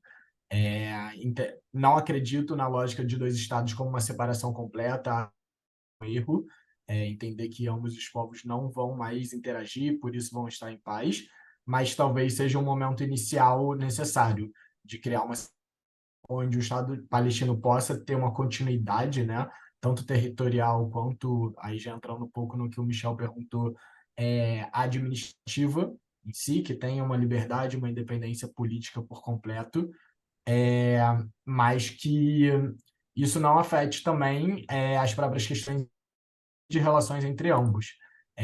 Acho que é naquele livro de Como Morrem as Democracias, depois tem uma continuidade de como resolver esse problema, né?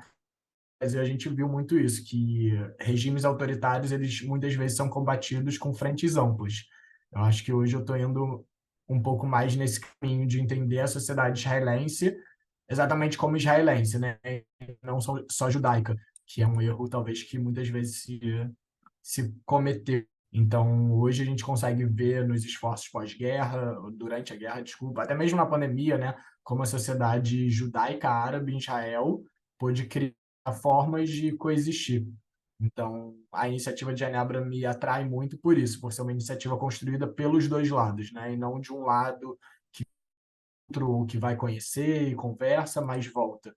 Então, realmente, criar projetos de coexistência nesse sentido me chamam, sei se eu respondi, mas Michel disse da diferença de autonomia e soberania, né? Esse limite, acho que é muito grande, mas hoje o que eu vejo é realmente num sentido de, realmente, Israel não decide se vão ter eleições ou não na Autoridade Palestina, por exemplo, isso é uma falha, mas existe existe um acordo, né, principalmente com Oslo, se eu não me engano, de divisão de recursos naturais, de questões, enfim, da segurança das fronteiras, da liberdade de ir e vir. A própria Cisjordânia, que é dividida em 3 territórios, né? Na verdade, é um território com várias ilhas que não conversam, e isso impede, por mais que a continuidade territorial não impeça de ser considerado um território, né? A falta dela. Isso, de alguma forma, inviabiliza uma comunicação, até mesmo em questões diárias, né? Com visitar a família que mora em uma outra cidade. Isso não existe hoje em dia. Eu acho que nesses aspectos a falta de soberania é demonstrada.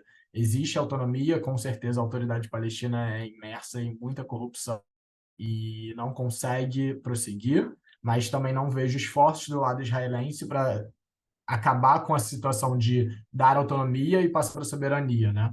Então, acho que é mais nesse sentido, de não administrar o conflito, e sim resolver ele, que o 7 de outubro explodiu e talvez mostrou isso da pior forma.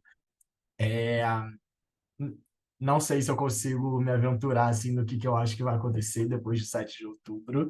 É muito difícil, acho que depende realmente muito das decisões políticas mesmo que estão acontecendo, né? A gente vê que essas decisões da guerra muitas vezes não são técnicas, né? São muito políticas, motivadas por eventos e pela imagem que tem que mostrar, né?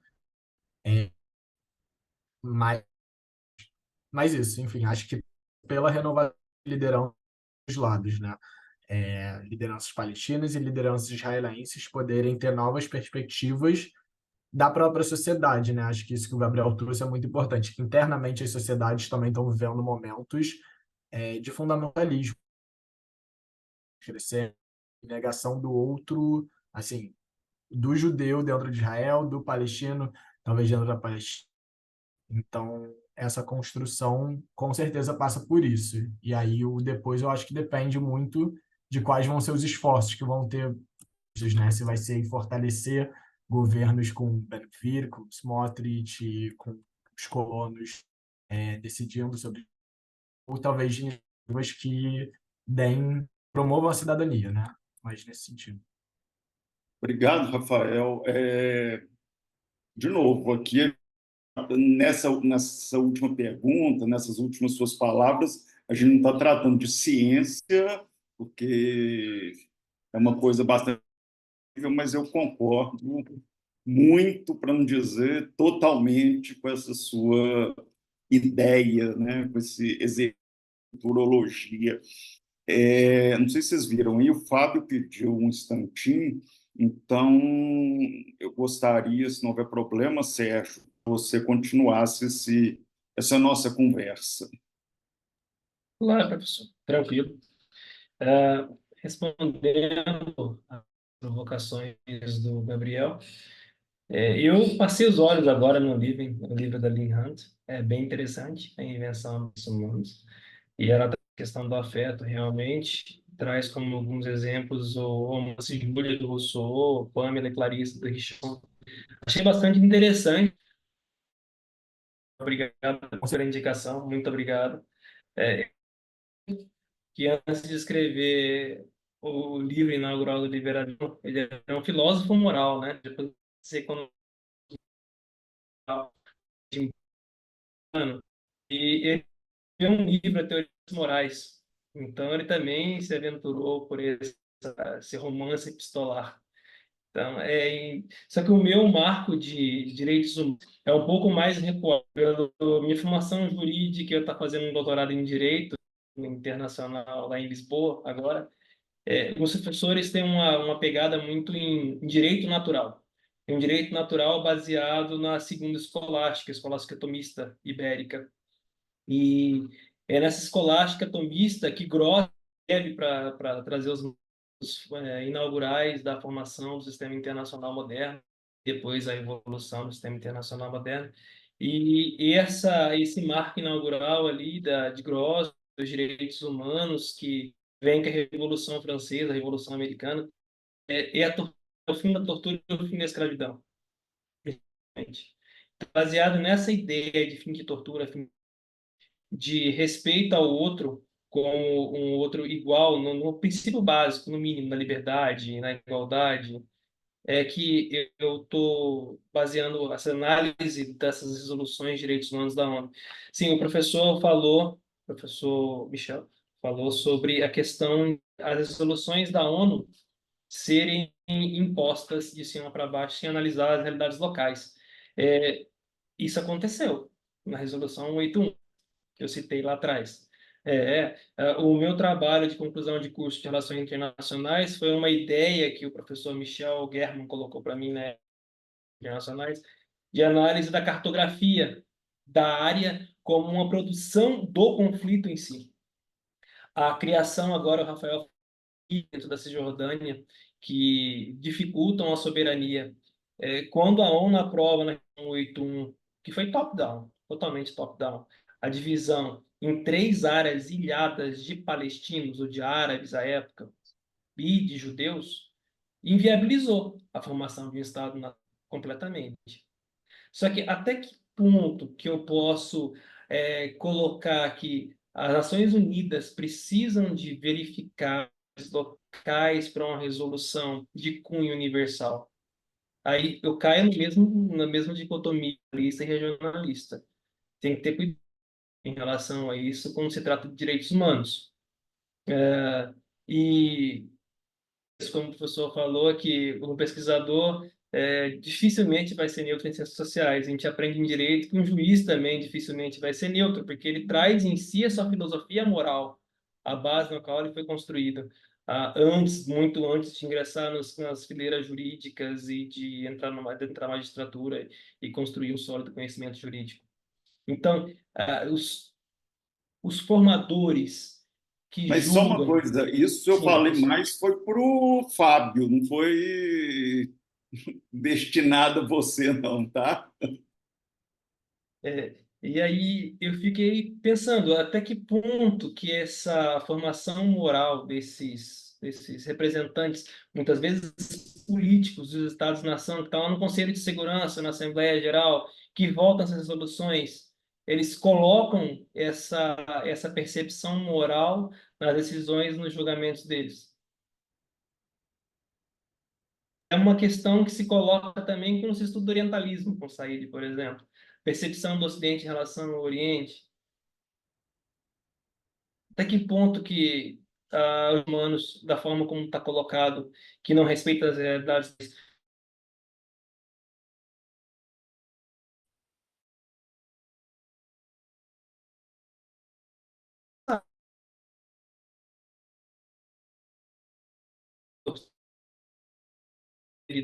de afeto, como a Lynn Hunt coloca, e também de relação ao próximo, essa desumanização que está sendo construída. E não só no conflito Palestina-Israel, a gente não televisiona os inúmeros conflitos que acontecem na África, na Ásia, enfim, muitas minorias fenecendo aí, Mianmar, por exemplo.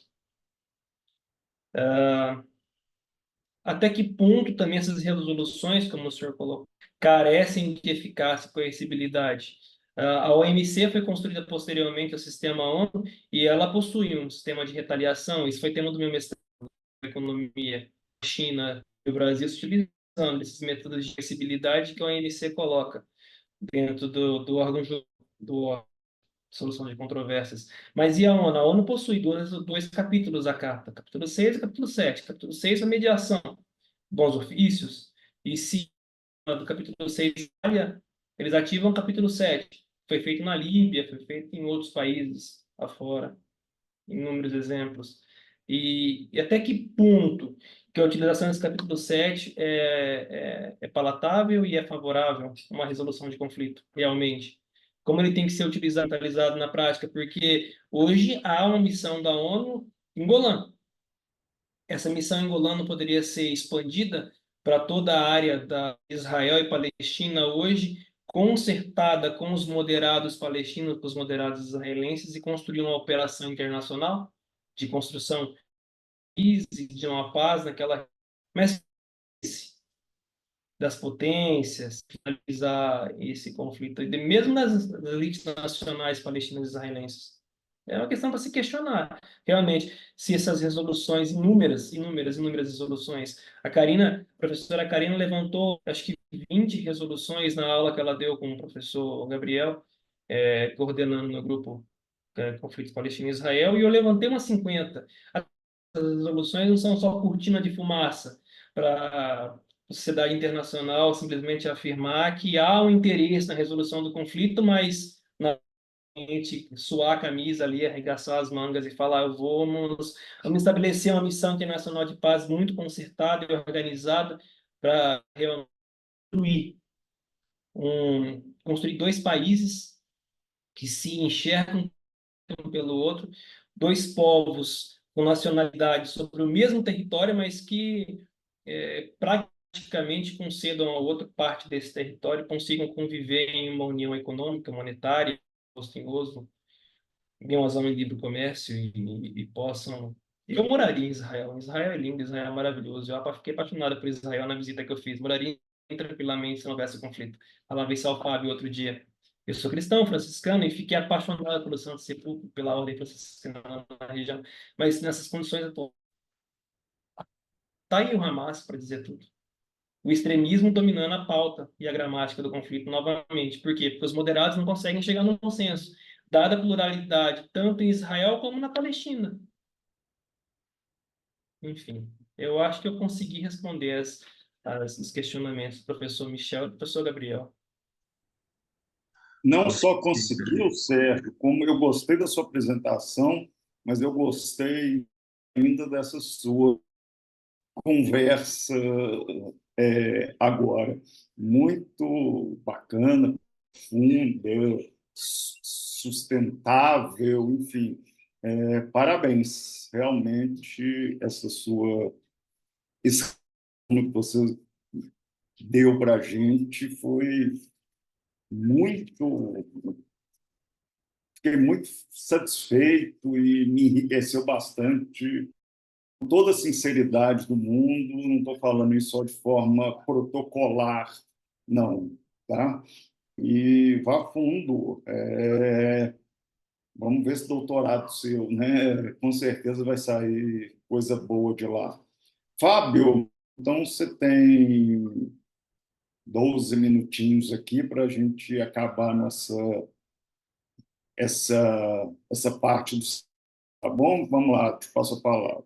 Obrigado por ter invertido aí a ordem. O Gabriel ele perguntou por que eu acho importante a gente dizer que não é a parte que tem que ser feito esse tipo de estudo. Primeiro, vou fazer uma comparação aqui um pouco simples, porque pato não é galinha, né? Tem pena, tem bico, mas um bicho é um bicho, outro bicho é outro bicho. Então, o Michel German, ele fala muito a respeito disso, que é importante a gente chamar as coisas pelos nomes que elas têm, pelos nomes que elas usam. E o uso do termo equivocado, eu entendo que ele não contribui para o debate, e que isso acaba prejudicando, professor, a análise correta das violações que são ocorridas, e que isso pode acabar induzindo as pessoas ao erro também. E, Gabriel, eu tenho uma preocupação que ela é dupla, tá? Ela é, para mim, uma questão política e é também uma questão acadêmica. Então, para mim, carrega esses dois vieses. E, para mim, o Obsessos, ele traz outras abordagens que se propõem a explorar o fenômeno de uma teoria de um sistema aplicado que é real, que é factível, com seus acoplamentos, autopoiese, autorreferenciamento, e outros conceitos que o Luhmann traz dentro da teoria dos sistemas. E que dentro da tese de apartheid você não consegue falar de ação adequada e dissecar esses fenômenos da maneira como eles ocorrem. Então, a partir do momento em que você consegue fazer uma análise teórica e você trazer esses objetivos e subjetivos que existem dentro da temática, você pode também estabelecer critérios para poder elaborar essas teses e aí fazer esses debates e colocar contra. Acho que isso é muito importante. E aí, no momento que eu comecei a fazer essa decantação, aí foi surgindo esses buracos que existem nessa tese do apartheid e que o apartheid não consegue ser um guarda-chuva que complementa essas particularidades que o Obsessos ele traz. E aí, o professor Michel, ele trouxe essa questão, para mim ficou faltando ali, professor, no final, acho que eu acabei não pegando a sua pergunta, a respeito da questão da muralha. Você fez ali a contextualização da questão do muro, e aí se eu responder errado aqui a pergunta, peço que você me corrija por gentileza.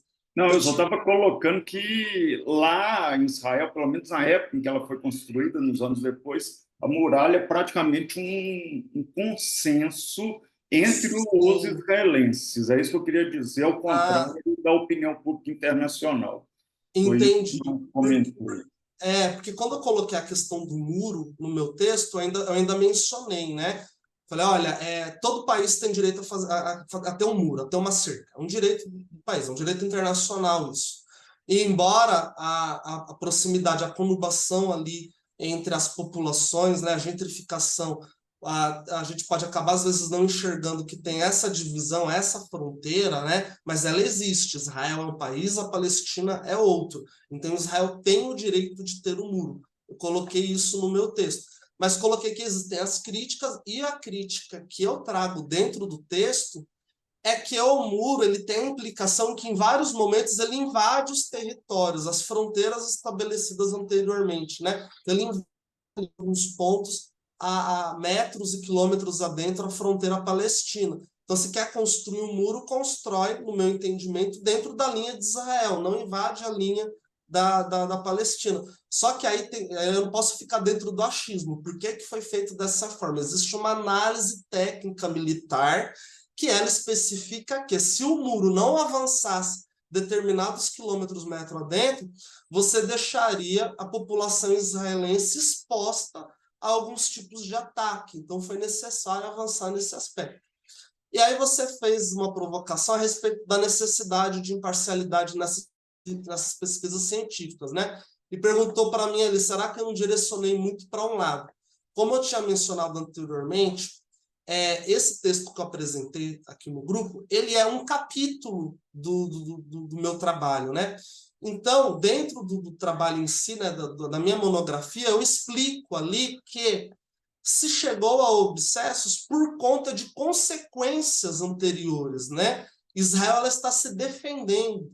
E aí a opressão dela, ali que aqui não vai dar para eu desenvolver essa linha de raciocínio agora, mas de forma muito resumidamente, por um voo ali de 20 mil metros de pé de altura, é só para dizer o seguinte, é como se fosse ali uma autotutela, como se fosse uma autodefesa de Israel. Então, ali eu fiz algumas colocações que são críticas ao Estado de Israel em relação a algumas políticas do qual, academicamente, eu acho que Israel deve, por exemplo, ser punida criminalmente pelos erros a quais ela comete dentro desse conflito. E que Israel ela tem o seu próprio tribunal interno em que ela julga esses erros que acontecem. A propaganda melhor também passou por esse tipo de situação. Então, assim, o fato de eu ser sionista, o fato de eu ser pró-Israel, não me isenta de tecer críticas aos erros cometidos pelo Estado de Israel. Obrigado. Obrigado, eu. No caso, os três fizeram considerações finais assim maravilhosas. Estou muito satisfeito, saio daqui realizado como acadêmico, como pesquisador, e muito me enriqueceu, aprendi muito com vocês, repetir o que eu falei antes, de coração mesmo, não é simplesmente da boca para fora, e continuem com essas pesquisas, vocês vão voar muito, muito alto. Obrigado mais uma vez, Carol. Vamos lá, Gabriel. Eu gostaria de agradecer também mais uma mesa aí. A gente está encerrando. Obrigado, Fábio, Rafael, Sérgio, todo mundo que está aqui, o Instituto Brasil Israel. Vou passar a palavra para a Carol para encerrar, em nome do Instituto Brasil Israel, para a gente não se alongar mais, porque ainda tem mais uma mesa hoje ainda, daqui a pouquinho, daqui a 5 minutos. Vai, Carol. Não, é isso. Gostaria de agradecer. Rafael, Fábio e Sérgio foram ótimas as apresentações. E agradeço ao Michel e ao Gabriel pelas contribuições. Tenho certeza que fizeram diferença e ajudarão aí nos trabalhos. A gente espera vocês aí daqui a 5 minutos na próxima mesa, a sessão temática 6 sobre estudos sobre antissemitismo. Então, a gente encerra aqui essa mesa. Amanhã a gente tem mais programação, são mais 2 mesas discentes.